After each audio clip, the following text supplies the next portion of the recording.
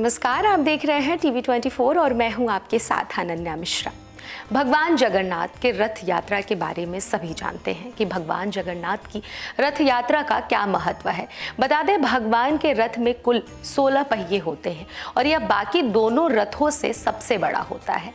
रथ यात्रा में कुछ धार्मिक अनुष्ठान भी किए जाते हैं। मान्यता ये भी है कि इस रथ यात्रा का साक्षात दर्शन करने भर से ही पुण्य फल मिल जाता है।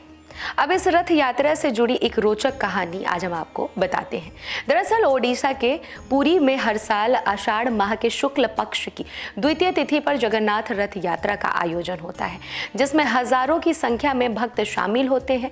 इस यात्रा में 3 भव्य रथों पर भगवान जगन्नाथ, उनके भाई बलभद्र और देवी सुभद्रा विराजते हैं। इस साल यह रथ यात्रा 7 जुलाई को सुबह 4:26 से शुरू हुई है। जैसा कि आज 7 जुलाई है और आज भगवान जगन्नाथ की रथ यात्रा निकल भी गई है।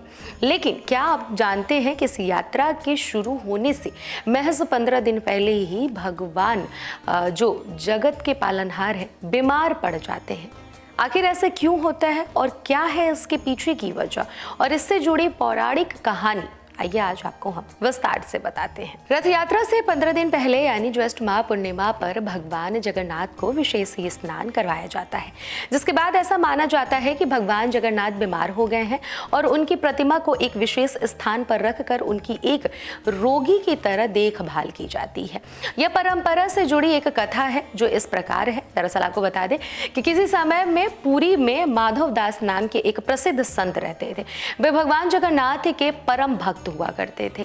उनका कोई परिवार भी नहीं था। एक बार माधव दास काफी ज्यादा बीमार हो गए थे, जिससे उनका चलना फिरना भी मुश्किल हो गया था। तब भगवान जगन्नाथ स्वयं सेवक बनकर माधव दास के घर पहुंचे और 15 दिनों तक उनकी खूब सेवा की। जब माधव दास थोड़े ठीक हो गए तो वे भगवान को पहचान गए। माधव दास ने भगवान जगन्नाथ से पूछा कि आप चाहते तो एक पल में ही मुझे रोग से दूर कर सकते थे, तो फिर आपने मेरी सेवा आखिर क्यों की, मुझे सही क्यों नहीं किया। भगवान ने कहा कि ये रोग तुम्हारे कर्मों का फल है जो तुम्हें भोगना ही पड़ता, नहीं तो तुम्हें फिर से अगला जन्म लेना पड़ता, जो मैं नहीं चाहता। इसलिए मैंने तुम्हारा रोग दूर नहीं किया। अभी भी तुम्हारे हिस्से का 15 दिनों का रोग बचा हुआ है, उसे मैं स्वयं ले लेता हूँ और तुम्हें रोग मुक्त कर देता हूँ। ऐसा बोलकर भगवान जगन्नाथ अंतर्धान हो गए। मान्यता ये भी है कि इसके बाद माधव दास ने भगवान जगन्नाथ की 15 दिनों तक एक रोगी की तरह सेवा की। यही परंपरा आज भी चली आ रही है और भगवान जगन्नाथ आषाढ़ कृष्ण प्रतिपदा तिथि से अगले 15 दिन तक यानी आषाढ़ शुक्ल प्रतिपदा तक बीमार रहते हैं। इन 15 दिनों तक भगवान जगन्नाथ को एक विशेष कक्ष में रखा जाता है। इसे ओसर घर भी कहते हैं। इस 15 दिनों के दौरान भगवान को रोगी की तरह भोजन दिया जाता है, जिसमें खिचड़ी आदि शामिल होती है। इस अवधि में भगवान के कक्ष में कोई नहीं जाता है और खास ख्याल रखा जाता है इस कक्ष का कि भगवान की तबीयत सही से ठीक हो जाए।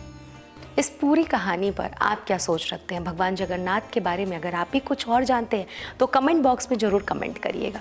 अभी के लिए फ़िलहाल इतना ही। देखते रहिए TV24।